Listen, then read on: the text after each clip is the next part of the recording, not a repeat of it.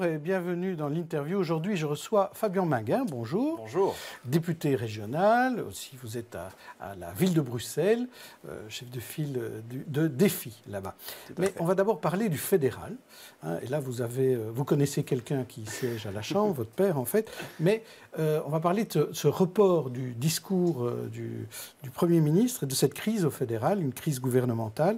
Donc, le discours de rentrée est reporté, le budget n'est pas bouclé. Apparemment, le CDNV a claqué la porte pendant ces négociations budgétaires. Quelle est votre réaction ? D'abord, que le budget soit bouclé ou non, il est quand même dans la fonction du Premier ministre de venir rendre compte de l'état de l'Union, de l'état des discussions budgétaires devant le Parlement. On assiste effectivement, semble-t-il, à une crise au sein du gouvernement MRNVA. Ce n'est pas la première fois. On peut quand même parfois se demander si Charles Michel, finalement, n'a pas plus souvent été là pour éteindre les incendies allumés par ses ministres et secrétaires d'État que pour porter un projet pour l'ensemble de la Belgique fédérale et des citoyens, dans l'intérêt des citoyens. Et donc voilà, moi je trouve qu'il est quand même normal que le Premier ministre vienne rendre compte devant le Parlement de l'état des négociations budgétaires, surtout quand on voit ce qui se prépare, quand on entend les bruits assez inquiétants. Ce qu'il faut quand même bien dire, c'est que ces problèmes budgétaires viennent d'où ? Ils viennent d'une mauvaise estimation des recettes et une mauvaise estimation de la croissance.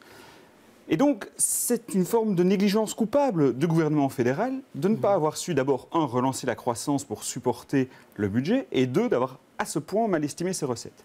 Mais avant d'aller plus loin juste sur ce budget, mais le président du CDNV lui-même dit qu'il ne faut pas dramatiser. Peut-être que le discours, il peut être remis de quelques jours. On a vu d'autres gouvernements venir plus tard que le deuxième mardi d'octobre. Moi, je crois qu'il faut quand même, ça n'empêche, que le Premier ministre vienne expliquer où en sont les négociations budgétaires et quels sont les choix qui sont aujourd'hui sur la table. Car si on peut prêter écho aux différents articles de presse et aux solutions qui sont sur la table, elles sont très inquiétantes. Comme je le dis, le problème de ce trou de 4 milliards vient principalement d'un mauvais travail du gouvernement. Le problème, c'est que ce sont de nouveau les citoyens qui vont en payer le prix.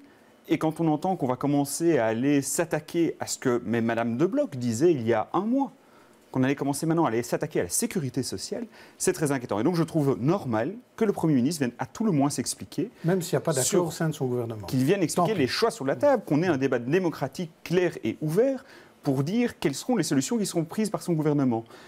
Parce que ce sont des solutions aux erreurs qu'ils ont commises. Et il y a, semble-t-il, aujourd'hui ce moment assez particulier où on assiste à un nouveau reniement dans le gouvernement MRNVA. Il y a un mois, Madame de Bloch dit « pas touche à la sécurité sociale » et aujourd'hui, c'est là qu'on irait trouver la fin de l'effort budgétaire. Ça n'est pas acceptable et ça n'est pas acceptable sans un vrai débat démocratique au sein du Parlement.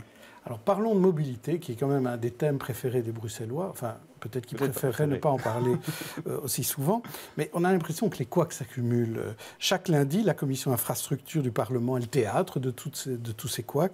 Alors hier, par exemple, on a appris que 4 tunnels sur 5 à Reyers, à l'endroit où il y a l'entrée de l'autoroute, ou la sortie de l'autoroute, sont à revoir. Les toits ne tiennent plus. Les travaux de la rénovation de la Porte de Ninove deviennent chaotiques, avec des cyclistes qui font du gymkhana.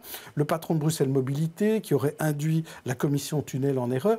C'est couac sur couac. Qu'est-ce qui ne va pas en matière de mobilité à Bruxelles ? Il y a d'abord un passif. Et il ne faut pas se le renier, ce gouvernement doit aujourd'hui gérer, notamment sur la question des tunnels, tout ce qui n'a sans doute pas été fait ces 20 dernières années. Et donc c'est vrai, on a dû prendre des décisions difficiles en faisant ces rénovations, mais qui sont indispensables pour la sécurité des Bruxellois et des automobilistes et pour assurer la pérennité de ces tunnels. Et donc voilà, c'est vrai, c'était une décision difficile. Je comprends les Bruxellois qui ont l'impression qu'on va de rénovation en rénovation lourde, mais à un moment, il fallait que quelqu'un prenne ses responsabilités pour enfin procéder aux réparations utiles à la sécurité de tous. C'est pas facile, mais nous l'assumons et nous y travaillons. Et donc c'est vrai qu'on voit régulièrement des problématiques à ce niveau-là. Sur la question du chantier Porte de Ninove, je crois que là, c'est un grand défaut des chantiers à Bruxelles, c'est que peut-être on n'informe pas assez les citoyens des déviations, des impacts, peut-être pas assez en amont. Ici, c'est particulièrement les cyclistes qui sont touchés. C'est vrai qu'on voit les panneaux un peu partout dans les voiries de Bruxelles annonçant les problématiques liées au chantier de la Porte de Ninove. Mais il est vrai aussi que pour les cyclistes, aujourd'hui, c'est plus un parcours du combattant qu'une promenade de santé. Et donc voilà, je crois effectivement qu'il y a là sans doute des choses à revoir. C'est de la charge de Belleris. je ne suis pas pour jouer au jeu de c'est pas moi, c'est l'autre. Je crois véritablement que tant la région que Bellerive doivent aujourd'hui améliorer et le plus vite possible la situation sur le chantier de la Porte de Ninove. Alors, quand on parle de mobilité, on n'est jamais très loin du piétonnier, et donc de sujet plus de la ville de Bruxelles. Il y a un sondage qui est paru dans l'Écho aujourd'hui. L'UCM a sondé les commerçants bruxellois et ils sont quand même 85% à trouver que c'est une bonne idée, le piétonnier, mais 93% à dire que la mise en œuvre n'était pas idéale. C'est votre opinion aussi? Mais bien sûr, et ça ne m'étonne pas. Je rappelle toujours que la première fois que l'idée de piétonnier est arrivée au Conseil communal de la ville, il y a eu un vote unanime de l'ensemble du Conseil communal pour aller en faveur du piétonnier. Là où nous ne partageons pas les méthodes, en réalité, de la majorité de la ville de Bruxelles, on ne peut pas admettre la précipitation avec laquelle ça a été mise, et c'est ce que dénoncent aussi les commerçants. Que disent les commerçants? Ils disent, un, on n'a pas été consulté en amont du travail. Et deux, il y a sans doute sur les aspects de mobilité une erreur grave qui a été faite par la ville de Bruxelles, de vouloir mettre en place le piétonnier sans avoir fait les aménagements de mobilité. On parle souvent du téléjalonnement. J'ai souvent interpellé le ministre pour savoir quand il arrivait enfin. Il l'annonce enfin pour cet automne. Mais typiquement, le téléjalonnement aurait dû être là avant la mise en place du piétonnier. Il fallait que le plan de circulation soit mis en place bien avant, étudié bien avant la mise en place du piétonnier, pour justement ne pas avoir cette cassure avec des clients qui aujourd'hui ne viennent plus dans le centre-ville. Quand ils y reviennent, ne savent pas forcément comment arriver dans le centre-ville. Et donc, c'est ça qui crée aujourd'hui ce sentiment à l'encontre du piétonnier. Outre les problèmes de sécurité, de saleté qui restent prégnants sur le piétonnier, je crois que, oui, le piétonnier était une bonne idée. Toutes les villes européennes ont été vers cette logique. Bruxelles a 10 ans de retard. Il est peut-être dommage qu'on n'ait pas d'abord été voir comment les autres avaient fait pour faire les choses bien du premier coup. On passe aujourd'hui notre temps à corriger les erreurs de départ de ce piétonnier mis en place par la ville de Bruxelles. Cette critique que vous faites, notamment sur le téléjalonnement, un problème de communication finalement entre la région et la ville. Le port de Ninove, c'est la même chose. Là, c'est région et Bellerive. Problème de communication. On ne sait pas se parler dans ce pays. Donc, il y a sans doute un problème de communication, mais surtout de mise en agenda. Les problèmes sont un peu différents. Sur le piétonnier, c'est la précipitation de la majorité à la ville. Port de Ninove, c'est là une mauvaise communication insuffisante. Ce sont deux exemples. Mais ce sont deux exemples différents. Et donc voilà, je crois que oui, et je l'ai dit directement sur le chantier de la place de Ninove, oui, il faut améliorer la communication. Il faut bien comprendre que pour le citoyen, il n'est pas toujours aisé de se retrouver dans ces jeux de niveau de pouvoir. C'est à nous, politiques, à prendre la mesure de cela et communiquer correctement. Alors il y a des militants qui ne sont pas contents sur la ville de Bruxelles parce qu'ils manifestaient le 2 avril dernier, parce qu'il y avait une manif raciste qui était prévue. Eux contre-manifestaient. La ville avait demandé que personne ne manifeste. On se souvient de cette scène entre Alexis de Soif et le commissaire Van der Smissen.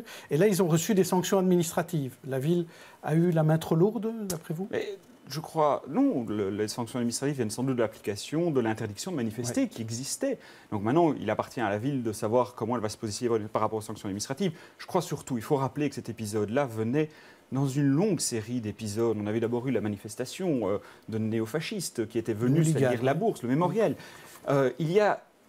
C'était sans doute le point d'orgue de la mauvaise communication entre le bourgmestre et sa police. Et on a eu de cesse que d'appeler le bourgmestre à renouer le dialogue avec sa police, car on sait très bien qu'il doit y avoir une excellente coordination entre les deux, notamment au vu du nombre de manifestations qui sont organisées sur le territoire de la ville. Donc je crois que ça a été sans doute le point d'orgue. J'espère qu'aujourd'hui, il y travaille. Je crois en tout cas que c'est l'intérêt des Bruxellois et de l'ensemble des événements de manifestations ou plus culturelles qui se déroulent sur le territoire de la ville. Vous trouvez que ces événements, comme le piétonnier, comme les attentats, ont changé le bourgmestre? Ça, c'est une question qu'il faut lui poser. Vous le voyez au conseil communal, tous les 15 jours. Je vois toujours un homme assez déterminé et dur parfois. Je ne crois qu'il lui manque parfois un peu d'empathie.